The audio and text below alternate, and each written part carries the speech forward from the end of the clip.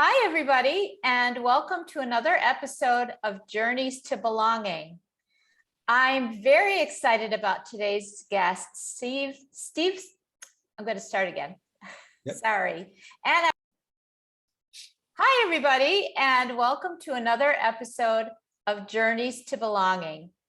I'm really excited about today's guest, Steve Sostak. His work with students and teachers all over the world is truly amazing.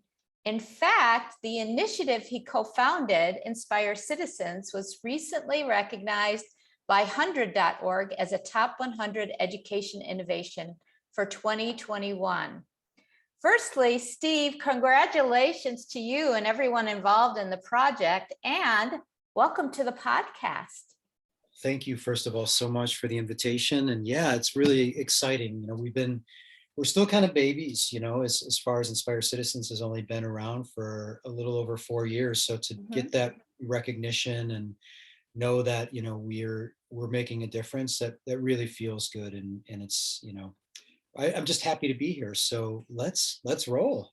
Yeah, that's wonderful. So I just briefly introduced how we know each other or what I admire about what you're doing. Please let our listeners know more about you. Yeah, well, we talked a little in the pre-show here, but I'm from Chicago originally. I was actually a musician for years before I went back and got my teaching master's. So I Awesome. come from a pretty creative background, and actually teaching then became something where I feel like I was able to kind of continue down a creative and innovative path, right? So I started teaching in grade 4 in Chicago. I was EAL, self-contained classroom. It was really interesting because it was 26 kids and 13 home languages in one room. So really learned a lot of strategies and teaching chops and those experiences. And I was really fortunate with my wife and I, we went overseas and had our first international teaching experience in Lima, Peru. And it's where we kind of went from 0 to 3 kids. We had an Insta family. We adopted a 15-year-old and 5-year-old sisters from Peru and had a baby a couple months later. And so that was a really unique experience. And then ended up teaching middle school in Malaysia, and then eventually up at the International School of Beijing, where I was able to meet Aaron Moniz. He was he's the co-founder of Inspire Citizens, but at the time when we first met, he was my co-teacher. He was my learning support co-teacher, and we were very similar. He's still a musician, and we're both kind of covered in tattoos. And when we first met, we're like, all right, there's a lot of synergy here, not only in the teaching philosophy, but sort of the philosophy on life. Right. And a few years later, we decided to give Inspire Citizens a spin, and it's been going really, really well. So that kind of gives you a little background as how we got started. But yeah, it's again just really happy to be here to share our story. That's awesome. Quite an international journey. So really exciting. And yeah, we're definitely going to get into Inspire Citizens and also the international global aspect of you and what you do. But the first question I always ask my guests is, if I say the word belonging or feeling a sense of belonging, what's the first thing that comes to mind? Well, we were also joking about this a little bit earlier, right? Where I have my whiteboard here. I'm a very visual learner, and when you sent me the invitation for this, I was thinking a little bit about what would I talk about surrounding belonging as like the center of a mind map.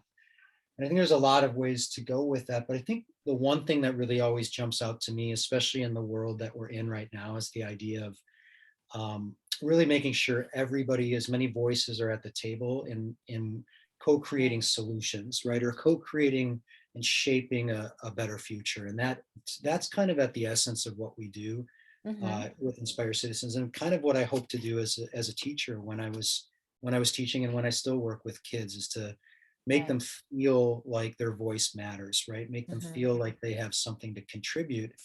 And making certain that when we're working together to co-create a better future, that all those voices are in that mix, right? And so I think that's really at the root of when I think about belonging, is just making sure that there's a sense of understanding, and we have a common goal, and that everybody has a part in that. So I hope Yeah. that's a good answer. Does that fit? Oh, that's wonderful. Absolutely. Yeah. I learned so much from all of my guests, and it's really interesting how each one has a slightly different perspective about what belonging means to them, whether it's personal or professional, how it affects them. So I love asking that question each time. And yes, you're right. Feeling valued and feeling that you matter, and then being able to contribute that to a community, whether it's students and or whether it's inspire citizens. In fact, it's really interesting because I was listening to a podcast today that Scott Barry Kaufman produces called the Psychology Podcast, and he Okay. was interviewing Isaac Prelatensky. It's hard to Okay. say his All right. name. And he's very involved in positive psychology, but more so in the idea of mattering. Mm. And so basically what he was saying is it's important to feel like you matter personally, but it's more important and equally important that you add value to your community, to the common good.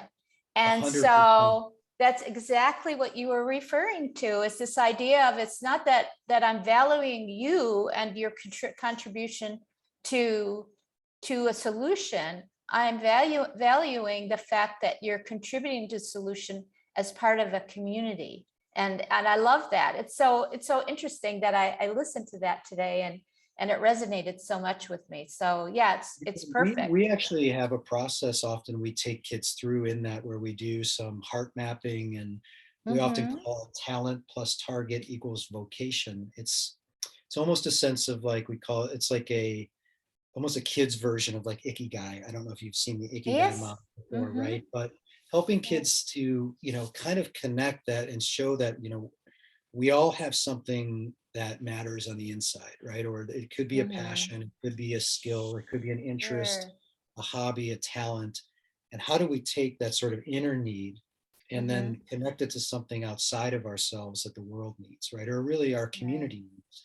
Right. And when you can do that and show, especially students, that they can take that inner need and connect it to something outside of themselves, that's where we find a lot of the magic happens with, the teaching and learning that we do, that transformative learning, right? Mm-hmm. But also that, like you said, that sense of belonging, and that you're then Right. contributing to something bigger than yourself, right? Yes. And then the other component, going the other way with that, is, I think, offering yourself as somebody who listens, right? So we work a lot with Mm-hmm. our kids and students, and teachers as well, on active listening, Mm-hmm. and follow-up questions and needs Right. analyses, and ways that you're working with communities and partnering with others, as opposed to, coming in necessarily with solutions, or, it sets up a very interesting dynamic, and I think Mm-hmm. more of a compassionate framing of the way that, teaching and learning and service learning, if we Sure. want to call it that, or project-based Mm-hmm. learning can happen, right? Is that when Yes.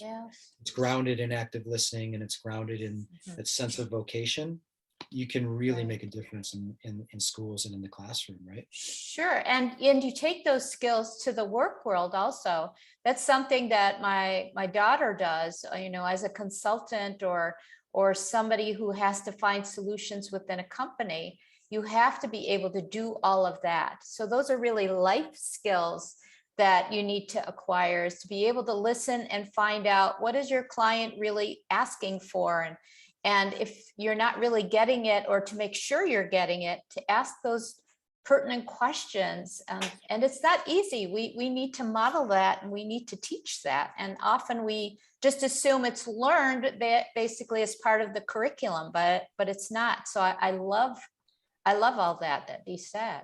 Most definitely. And that's actually a lot of work we also do when we work on strategic planning with schools, because we Mm-hmm. also work a lot in the realm of school transformation also, right? Right. So we'll often come into schools and there's lofty mission statements. Our students are global Yes. citizens, or our students are creative problem solvers, or, Right. active, we're active in making a difference. Mm-hmm. Often there's kind of a gap there in how do we know, right? Or what Mm-hmm. exactly are we doing to elicit and get the kids to demonstrate their growth in those areas Right, over time, right? They tend to right. be a little secondary in the way that we report out growth, or often just teachers kind of feel the crunch of standards and et cetera, Mm-hmm.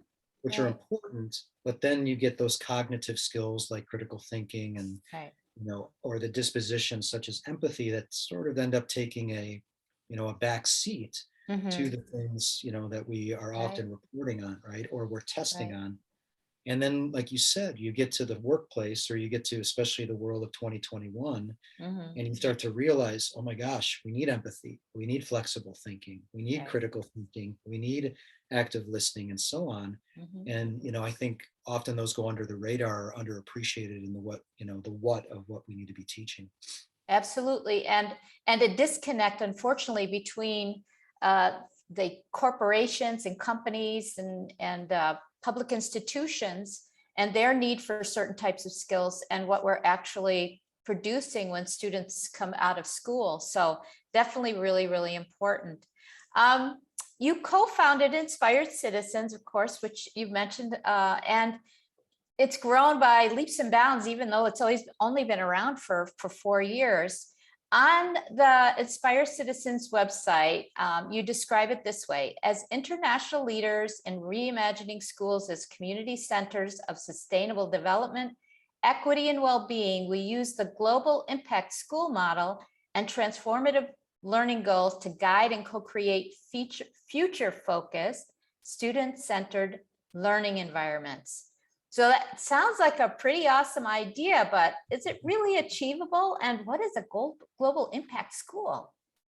Yeah, well, you can see the model on our, first of all, it's funny when you read it back to me, I'm like, wow, there's a lot of words in there, isn't it? But I really believe we do get into those in the nuances of what we do when we work with schools. So, we global impact school model is kind of a holistic approach to school transformation that Okay. centers on, some of those cognitive skills and dispositions that we were just talking Mhm. about. And we'll work with schools to contextualize, what do we want that common language to be? Right. So, for Right. example, I work after being in Asia for a while, and being mentored by some colleagues here in China. I've Mhm. been I've been even looking a lot at like conceptions of wisdom and compassion, Mhm. um, and again that empathy to impact work that we do, and Right. saying to ourselves, how can we center to make that in essence sort of the why of the transformative learning. And Mhm. then what we do is we sort of work with the kids, or kids and teachers and the whole community, and say, well, then what are those impacts? What are those goals that we want to put Okay. there at the heart of what we're doing in our school community? And again, often they're in the mission already, but we're just not Mhm. quite living them yet, right? So Or they're we're very not. contextualized to each environment. That's Most wonderful. definitely, right? Mhm. And so again, in some schools, for instance, if you're an IB school, a Mhm. lot of those are already found in things like the approaches to learning, right? So you Yes. might have your research skills, or your communication, and Mhm. your resilience and your affective skills, et Right. cetera. But then what we'll do with schools is we go through a process where we start kind of with a whole school approach and say, Mhm. we're going to do some futures thinking about, what are the insights and foresights we can come up with about where are we at in the world in 2021, right? We'll look Right. at change drivers like the future of technology, or future of Mhm. economics and work, social discourse and polarization, and we'll say, Mhm. what does that research show, and what does that mean for what we're teaching and learning, and how we're teaching and learning, Right. and why we're teaching and learning. And Right. then we start unpacking language of sustainable development, Mhm. wellness, social justice, et cetera. So we then have kind of a common through line and purpose, Mhm. and then a common vocabulary that can help guide some of our key concepts, for example, right? And then Right. from there, it's just a matter of, getting in the weeds with teachers and students, and Mhm. start looking at how do we enhance units that, so that we can bring that spirit and that why out Okay.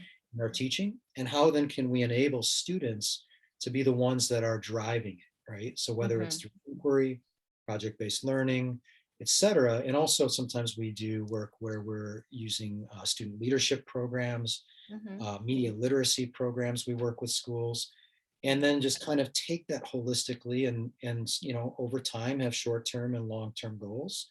Mhm. And it's if schools kind of stick with it, it happens, right? You start to see some Mhm. amazing transformation. we've had a long-term partnership, for example, at Seoul Foreign School in South Korea, and Okay. they've been working with us for almost 4 years now. And Mhm. they've embedded now all of the things we were just talking about, sustainable development, wellness, social justice, humane technology, and Mhm. so on, inside, like, I want to say something like 3 to 4 units per grade level across the school, right? Nice. And the nice thing about that too is it's not an add-on, right? It's Mhm. embedded into Mhm. what they're doing and what they've sort of committed to as Right. the culture of their school. And Right. you feel it when you go into Yeah. places like that. You really know. Yes. Talk about Mhm. and you talk about that sense of belonging, right? You walk Mhm. into those kind of environments and you feel the warmth, you Yes. feel the compassion. People are they know their why, and Mhm. the kids feel quite empowered. It's an Mhm. exciting environment when you can work on developing that. Yeah. And uh, you mentioned about the Soul School has continued with it. I know that you've gathered some data. I know you've only been around for about 4 years, but you have some data. What does that data really show in terms of? I mean, what are you trying to connect through the data? What do you Well, want to find out? I think, well, two things. One is we want to start showing growth in those areas that we're talking about, the transformative learning goals, Right. right? So what you're looking at then there is then, okay, so how then do we put those into a situation that we can value those in the same way that you might value an IB score, an SAT score, et cetera. So we Nice. look at things like mastery transcript, Right. or we even, work into their Maya learning, sort of their back channels of their Mhm. student transcripts, and that becomes part of the student story, right? And the Nice. kids are triangulating that data. So as they're traveling or going through their journey from PYP in the Mhm. elementary, we're looking through the lenses of the ATLs, for example, those Okay. approaches to learning or the transformative learning. And then that's what they're tagging and posting in, for instance, Seesaw or Toddle. And that becomes, again, the storytelling that goes into student-led conferences. It becomes part Mhm. of what parents are expecting. And the kids then know that they're going after those, the Right. deeper learning, impacts, right? Mhm. And then as they move up, that becomes something that the school has committed to then reporting out on and gathering evidence in a way that goes alongside what they're sending off to the colleges, right? And Awesome. what often happens then is you have this sort of parallel story, right?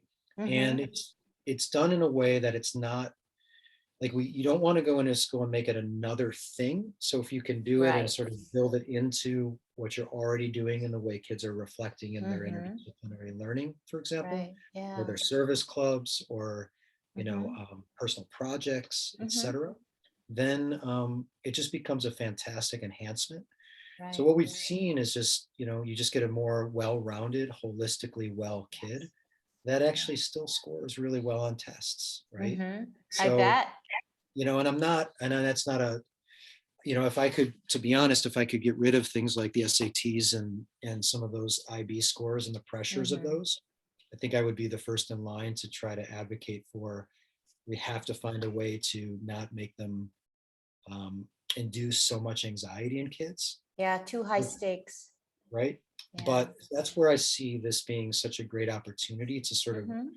you know, partner with people like Mastery Transcript to really push to just to value things that are, I think, like we talked about earlier, really important for the future of the planet and the workplace, right? Right. Right. In Yeah. the end, I think if we just stick in that quantitative realm, Mhm. we're really, I feel like we're dehumanizing kids, and I'm not a big fan of that. I'm fighting against that quite a bit. Right. And you can even see that in higher education institutions because it's so difficult for them now to differentiate between this student and that student if you're just using quantitative methods.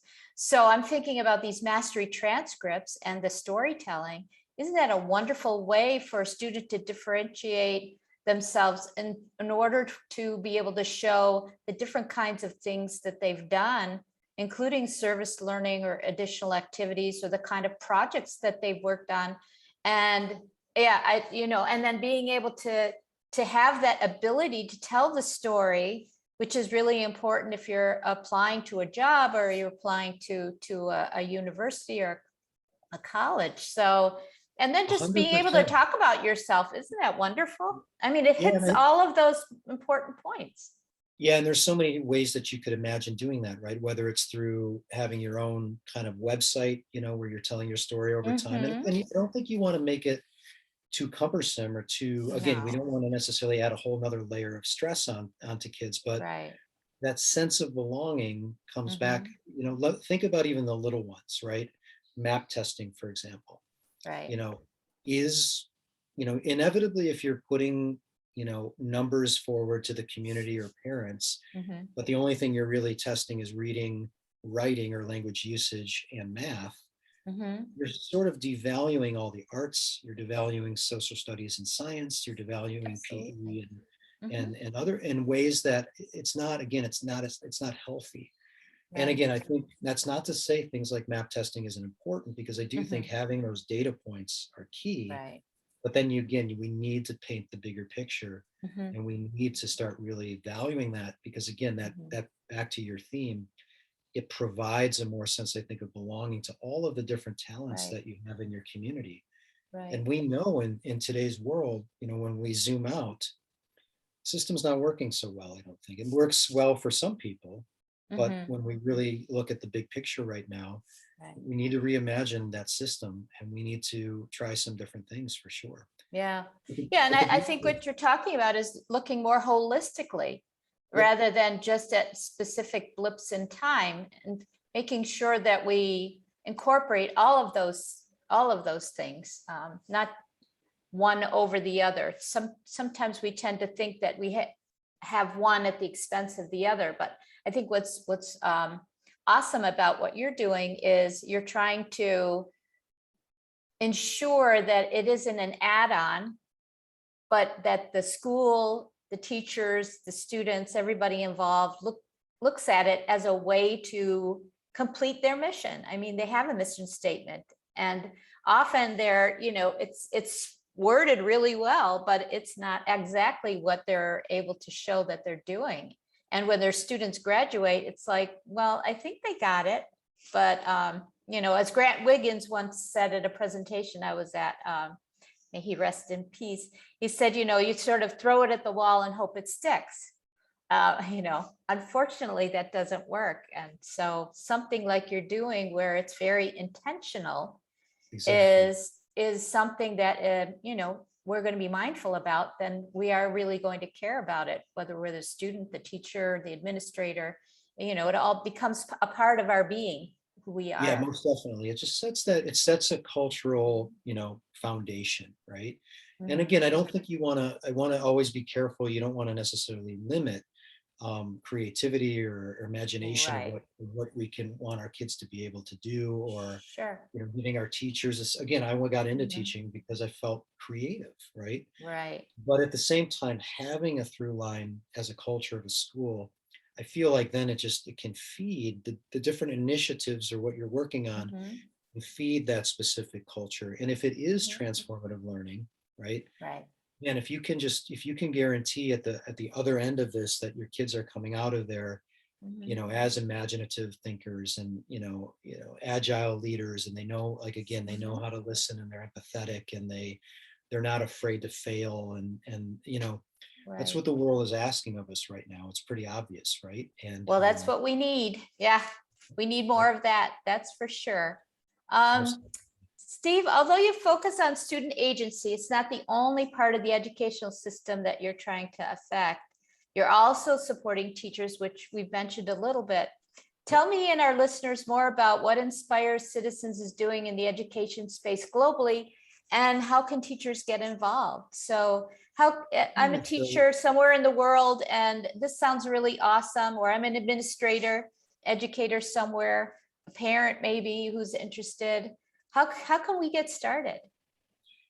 well, the first thing that I would say is, just by visiting our site, there's a lot of ways a lot of different Mm-hmm. directions you can go, Mm-hmm. right? We have the first thing that I'm really excited about, that I've put about 2 years into, is we've kind of created our own master's program and certification. So you get your Inspire Citizens stamp of approval, or a tattoo, I guess, if that's your thing, right? But Awesome. it's actually a full year program Mm-hmm. that takes you through futures thinking, again, it gets you into sort of Mhm.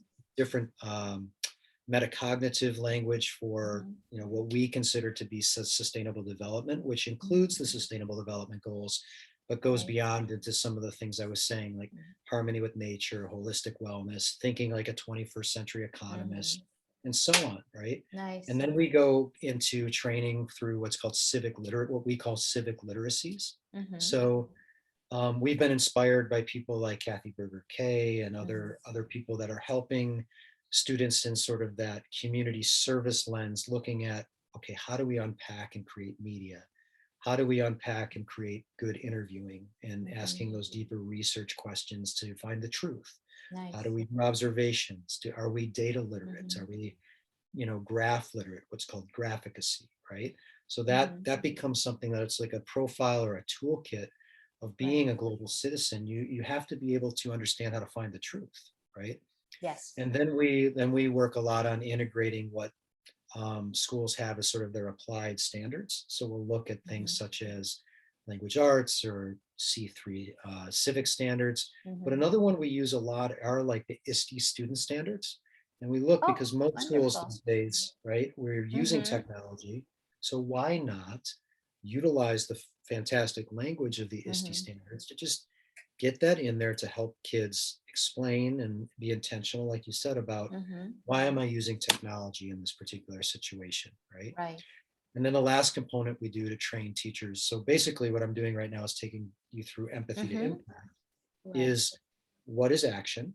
So we work on Mhm. enhanced action and unit planning and enhanced action in Mhm. student projects. And then who is that action with or for, right? Right. So again, imagining framing. I'm not a huge fan of the word service learning because I think it sets up a relationships that's not quite reciprocal.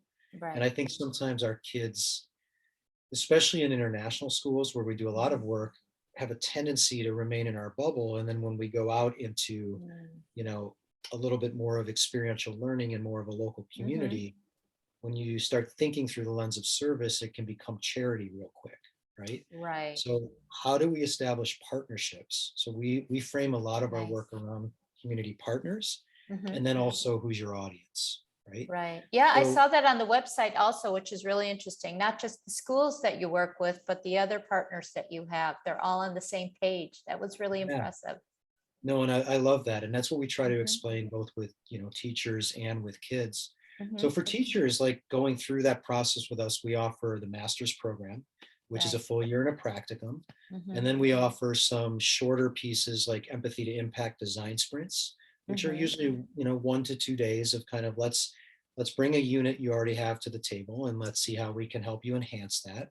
Okay. Um, and then with teachers will also do stuff in the realm of student leadership, so Mhm. helping design, but we like to actually do that with the kids in the room as well, Sure. to get their voice in there. And sometimes we'll even actually have kids helping the teachers plan units, right? So Nice. because teachers and students As doing it that should together, be. well, and it also then you get away from teachers feeling the fear of not knowing everything, Mhm. right? Mhm. Because we Yes. find that to be one of the big holdups with teachers often is they want to know all the tools or they want to know the content before they go into a unit.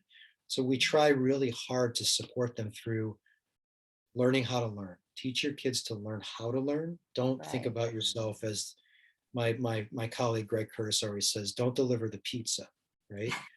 Show the kids how to learn, How to put right? it all together. Yeah. Right. And Mhm. that's also something we do a lot of coaching for teachers and supporting them through that process as well. Mhm. So again, we do a lot of personalized coaching and work that way. But our Mhm. biggest thing is the master's program and the empathy to impact design sprints. Yeah. Yeah, nice. The personalized and the continuous professional development. When you're talking about transformative teaching and learning is absolutely a necessity. As you say, teachers feel that they need to know before they start anything. And if they don't know, they need to be able to have somebody to go back to ask a question. And often when we have these one-off types of professional development sessions, even a full day, you go back into your classroom and it doesn't work. And it's like, I don't know what to do next. It seemed like it was going to work when I was in that session. So I think it's wonderful, and probably one of the reasons why that, your program is so successful with those who really commit to it. And like anything, you have to really commit to it in order to have it work. So Yeah, and that's all really quickly, that's all about that yeah, internal sure. capacity building, right? But you're Mm-hmm. totally right. We were very lucky a few years ago when we first were starting. We got to go to Taiwan and actually have 4 days with Kevin Mattingly, who is a really fantastic professor from Teachers College. And we Mm-hmm. worked with him actually on unpacking best practices in professional learning and Mm-hmm. setting up kind of 5 pillars. And one of them actually ended up being that we try really, really hard to never take school partnerships that are shorter than about 10 days, right? Okay. Because Mm-hmm. we know exactly what you were just saying, because we've been on Mm-hmm. the other side of it. And that's Yes. another thing I think teachers resonate with is Yes. we were teachers for many years, and we know Mm-hmm. what initiative overload feels like, or we know what Yes. it feels like to kind of be left out on an island and Mm-hmm. just like, oh, you got it, go. And Mm-hmm. it doesn't Nope. work. It doesn't stick, right? Maybe it'll stick with a few of us, but as Yes. far as a cultural change or a transformative pedagogical approach in the school, No, it doesn't you happen. need some consistency, right? Yes. And just like Yes. our kids, gradual release of responsibility, and then Mm-hmm. when they got it, fantastic, right? Yes, yeah, then absolutely, that they're often running with it. Yes, yeah. There are a couple of terms you use, and I will include the website and anything else you'd like me to include in the show notes. But some of the terms like compassionate empathy and constellation mindset. Can you Yeah. explain what those terms mean? Because I'm not sure that I even know what they mean. Yeah. So, well, compassionate empathy, actually, this is on both of those are actually on my whiteboard here for belonging. So this is Awesome. perfect. I look at compassionate empathy as, a lot of people talk about empathy as sort of 3 tiers or 3 types. So Mm-hmm. you can imagine cognitive empathy being something that's a little bit more cerebral, right? And I Mm-hmm. think that a lot of our educational experiences tend to be, especially when we're hindered by schedules or Right. by, just the everyday grind of teaching and learning, Mm-hmm. we get stuck in kind of just the cognitive space, right? So we're reading a Sure. lot in our books. We might see some things in a film, Mm-hmm. etc. And that's important, right? It's not Right. to say in any way we don't want kids reading books on, diverse books, or we don't want we of course we want kids doing that. Of course we want kids seeing, films about, planet Earth, for example, about, biodiversity and ecosystems, etc. Right. But as you move then to emotional empathy and you start making richer connections, like we were talking about with your local community, eventually you get to that spot where you hit what they call compassionate empathy, and it Mm-hmm. really um, it sparks action. It sparks this sort of need to um, to really do something for others, right? And back to what we Yes. started with, now you start to see how you fit and what you can contribute to your community, right? Right. And that's where I think when we can get to a point where people are more compassionate with Mm-hmm. others and with themselves, right? Sure. We're in a much better place, right? Mm-hmm. Because again, that's where we have to get our kids into that idea of just that's that experiential learning component, right? As Right. far as constellation mindset goes, I actually just recently came across that from this wonderful book by a guy named Matthew Barzin. And Okay. he was actually Obama's ambassador to the UK. And Mm-hmm. he had worked for President Obama in many years past, I think, before he became elected. But it's a really wonderful book called The Power of Giving Power Away. It's a real Mm-hmm. short read. And he talks a lot about, and actually comes from his experience reading and researching this, the leadership guru's guru, who was a woman from the late 1800s in the US named Mary Parker Follett. Okay. And she came in with 2 things that really stuck with me from the book. Mm-hmm. He talks about co-creation as like her really only outcome of people working together that really matters, right? So he said there's like 4 outcomes to any meeting or group work. Mm-hmm. One is where people acquiesce to somebody that comes in and wants to win or take power. Mm-hmm. That's not a good outcome. The other No. one is the vice versa, or the flip of that, where you're the one Mm-hmm. trying to win. But then he brought up this idea, or she brought up this idea of like compromise as Mhm. actually just a bunch of wins and losses. And Okay. that the goal should be we work together, we belong together to co-create kind of the Mhm. 1 + 1 = 3 mentality, right? Nice. And then he brought up constellation mindset as a norm of collaboration, where Mhm. it's like, and I've used this now whenever I work with teams, and it's just 3 principles. It's one, be prepared to be needed, right? Yeah. Be prepared to need others, Mhm. and be prepared to change. Wow. So when you're in a meeting or when you're in working together on something, always Mhm. go in with that mindset that you're going to Right. come out having changed, and then it sets you in, instead of going in with the idea that we have to compromise, you go in with the question like, what are we going to create together today, right? Mhm. That might be And something different than I walked in the door with, the right, idea that I had, and it might be different. I love that. Wow. right. Look at all the And tidbits you've picked up and been able to sort of synergize and put together. Gosh, it makes so much sense.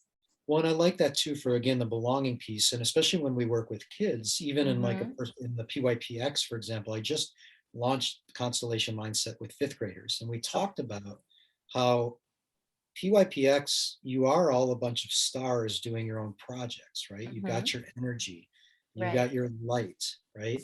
But Mm-hmm. when you're putting it together into this full community, Mm-hmm. that's when this exhibition becomes something really powerful, Right. really, really powerful. And that's where you can change your community, right? And Mm-hmm. so I just love that. It's very metaphorical, but I also Mm-hmm. think it's so practical, It right? is, yes. I love that. Yes, it is so. And it's really interesting with going back to compassionate empathy, which is really important physiologically also. I mean, when I was reading more about belonging, uh, I read something, I can't remember where it was, about the fact that we need to move from just being empathetic to being compassionate, because the empathy, we feel that struggle of others, Yes. but it can really give us that secondary trauma because we don't know what to do with it. We're struggling just like the person is struggling. However, if we, and you said it, if we look at it with compassion, we're going to act on it. Yes. And the fact that we're acting on it is going to give us some release from that trauma or from feeling that pain that the other person is feeling. And it's really necessary for our own psychological, mental, and physical health. So I love that, you've combined it with the compassionate empathy, because it speaks to exactly what we need to be looking at.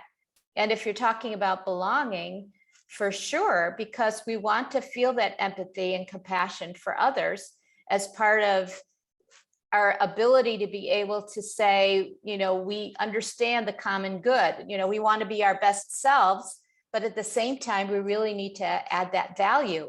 And the only way we could see the need for adding value is to feel that compassion past the empathy. So I love it. And that's again what we put at the center of our global impact schools, right? That Mm-hmm. model comes back to that. And we want to get our kids and we want to get our teachers and our communities to that point. And again, it's not necessarily going to solve every problem in the world, but Right. being able then to know that we can sit across from each other and Mm-hmm. that and another thing that Matthew Barzin brought up in the book that I love is he goes through the history of the seal on the dollar, where actually on the backside is a constellation. And then on the Mm-hmm. front side is the pyramid. So you get those two visuals of a pyramid mindset versus a constellation mindset, Yeah. right? Right. But he talks about how we should be often celebrating Interdependence Day instead of Independence Day, Yeah. because what's happened then is Independence Day, shows up in a sense that like of course, we want to celebrate our independence. That's not Mm-hmm. to say that, but we then often forget that we are interdependent, Mhm, not only with each other, but with nature, with the mhm, world. And when we lose that connectivity piece or that mhm. connection, that's where we kind of lose the humanity, right? Right. Yeah, we And see that happening around the world now. well, And and again, in so, yeah, schools, and it it's comes back again, unfortunate. Yeah. all we're doing is putting quantitative numbers Hmm. on kids. Hmm. How do you teach interdependence then? Right. Yeah, absolutely. Oh, so many takeaways from this conversation. And please do send me the links to the books you've mentioned and the people that you've mentioned, the ideas you mentioned. And of course, I'll make sure to have the Inspire Citizens website on there. And people should really take a look because there is so much more information than we could cover in a podcast episode. Steve, is there anything else that you would like to talk about or mention before we wrap up? Um, yeah, well, there's two things. One, I'm actually going to, just exciting news is I'm going to be doing some more work with a fantastic organization out of Australia called High Resolves. So if you get a chance, check out highresolves.org. We're going to be Mm-hmm. doing some really cool, they've got some wonderful ecosystems that pull together a lot of these amazing resources of Mm-hmm. educators like Inspire Citizens that are doing similar things all around the world, Oh, and nice. they help bring it into a more equitable space, Mm-hmm. hybrid opportunities, online spaces that really can help teachers all around the world. So I'm going to Mm-hmm. be doing a lot more work with them in the future, which I'm really excited about. Mm-hmm. And the other thing I think that's important is when you do visit our website at inspirecitizens.org, is to take the time to check out our vignettes page and the futures media page, because one thing that we've also put in our mission is like proof of concept, right? Is we Yes. don't want to talk just in these sort of theoreticals, and we want to show what the kids are actually doing and the teachers are doing on the ground. And we're pretty committed to sharing those stories. I'm a little backlogged on my vignette writing, but there's about 35 examples just on the website and of stories of teachers and kids doing things around the world. And there's about 50 published media pieces as well from the Futures Media stuff. So just again, to see that, we want to show what it looks like, and to then Mm-hmm. have people reach out if they see something that grabs them and just send us an email. And we're pretty good about getting back and tossing any words of advice or feedback or taking advice as well. We're pretty approachable guys. Yeah, that's amazing. Where can people find you if they want to hop off and find you right after the podcast? And of course, all that will be in the show notes also. Yeah. So again, inspirecitizens.org is the website. On Twitter, that's my only social media that I'm using these days, is Mhm. at Inspire Citizen One. So no S. So Okay. just Inspire Citizen One. And yeah, I've really actually enjoyed Twitter. It's a great community. So if you're into the type of things that we're talking about in this podcast, which is how we met, then Yes. yeah, jump and follow me, and keep tabs on some of the things we're doing, and definitely meet our community there, because Mhm. it's a really inspiring, and I think we model a lot of compassion for one another. So it's a good place. Yes. And you could tell if you've been listening to the podcast, you can tell how much empathy, compassion, and just desire to really transform the world of teaching and learning that Inspire Citizens is really hoping to be able to um, sort of just spread globally, hopefully. Thank you so much, Steve. This was absolutely wonderful. I really appreciate it. Anytime, Eileen, and thanks. Do invite me again in the future, and keep doing what you're doing. You guys are, it's great. The podcast is great, and I feel really honored to be here. So thanks for the invite. Absolutely. Yes, we will definitely, look for ways to work together also, hopefully. Fantastic.